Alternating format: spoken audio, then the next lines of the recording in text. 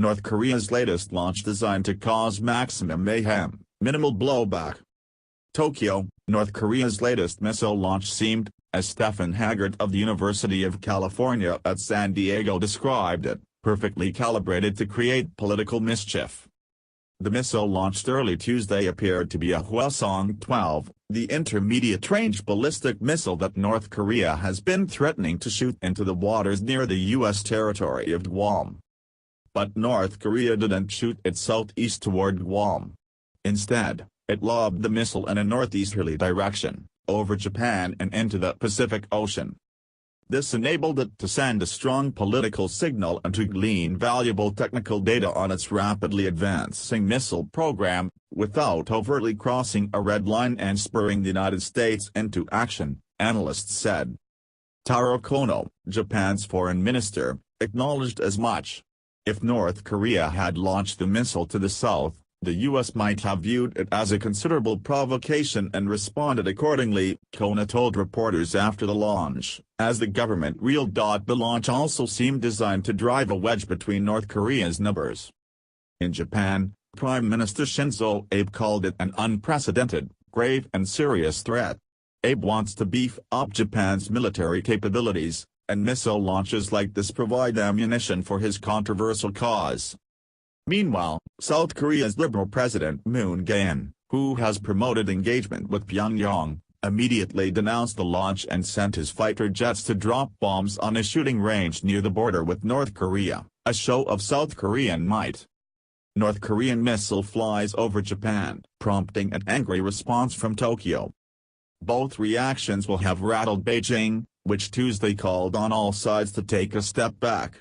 Foreign Ministry spokeswoman Hua Chunying characterized the North Korea situation as at the tipping point, approaching a crisis. She repeated China's call for talks between North Korea and the United States. China doesn't want Japan increasing its military capabilities and rivaling it in the region, and it doesn't want South Korea sticking to its agreement to host an American anti-missile battery that it fears could be used to keep China in check. The divisions between China and its neighbors could weaken Beijing's already questionable resolve to implement the sanctions imposed by the international community on North Korea in the wake of previous missile and nuclear tests. But most of all, analysts say, Kim Jong-un is showing that he won't be cowed by President Trump's tough talk. This is not the action of country that is interested in showing restraint or in creating a glide path to dialogue, at least not on our terms, said James Shove, an expert on East Asia at the Carnegie Endowment for International Peace. This is not the first time that North Korea has shot a missile over Japan. It fired rockets over the Japanese mainland in 1998 and 2009, although it described them as satellite launch vehicles and gave Japan advance warning in the second case, and it has shot missiles close to the southern island chain of Okinawa as recently as last year. But Tuesday's missile launch represented a bold new move, analysts said. This was the first missile test that was designed for military purposes, said Naresh Mitsushita, an expert on Korean Peninsula security issues at the Graduate Institute for Policy Studies in Tokyo. From a military point of view, they have demonstrated an ability to use a very mobile, agile missile against targets anywhere in Japan. They have demonstrated a direct threat. North Korea launches 3 missiles into sea, heightening tensions. North Korea first displayed the Hwasong-12, an intermediate-range missile that can theoretically travel 3,000 miles, at a huge military parade in Pyongyang in April.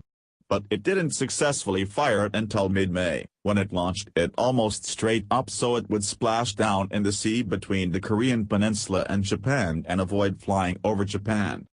It was the longest-range missile North Korea had launched, and Kim declared it made North Korea an invincible socialist fortress, which any formidable enemy cannot dare to provoke. The Hwasong-12 was considered a precursor to an intercontinental ballistic missile capable of reaching the mainland United States and, sure enough, North Korea launched that longer-range missile, which it called the Hwasong-14, twice in July. With tensions between Pyongyang and Washington running high, the Kim regime then threatened to envelop the U.S. territory of Guam with 4 Hwasong-12 missiles. But as North Korea's self-imposed deadline approached, Kim said he would watch the Yankees a little longer before deciding to go ahead. Tuesday's launch gave North Korea a chance to test its technology as well as push the boundaries, said Michael Ellman, a missile expert at the International Institute for Strategic Studies. There is a technical imperative for conducting this test.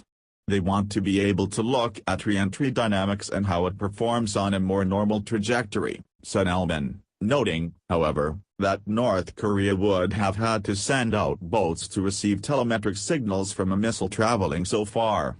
Japan said it had not detected any suspicious ships in the area. But the missile test also helps North Korea achieve other objectives.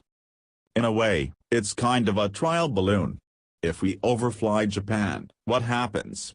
If the blowback isn't too significant, they will feel more comfortable with launching a Hwasong-14 to a good distance to validate its performance on a normal trajectory, Ellman said. In a dangerous time, the Pentagon prepares for a war game on the Korean peninsula. For now, though, the provocative launch does not rise to the level of requiring a military response, analysts say. It will, however, help Abe press his case to increase Japan's defenses and possibly its offensive capability. Japan's Patriot Advanced Capability 3 surface-to-air missiles were unable to intercept the North Korean rocket. The PAC-3 system has a range of about 20 miles and shoot down the missile as it's on the way down, and Tuesday's missile landed 700 miles east of Hokkaido. U.S. forces Japan declined to comment on why it did not attempt to shoot down the missile. Abe's government has been pushing for a new American missile defense systems including the Aegis Ashore, which would theoretically have been able to shoot down Tuesday's provocation. This helps Abe make his case for strengthening his defense capabilities, said Michishita in Tokyo. Abe's government has stepped up emergency response systems as North Korea has been firing missiles this year, partly to ensure safety but also, many suspect, to bolster support for his military expansion plans.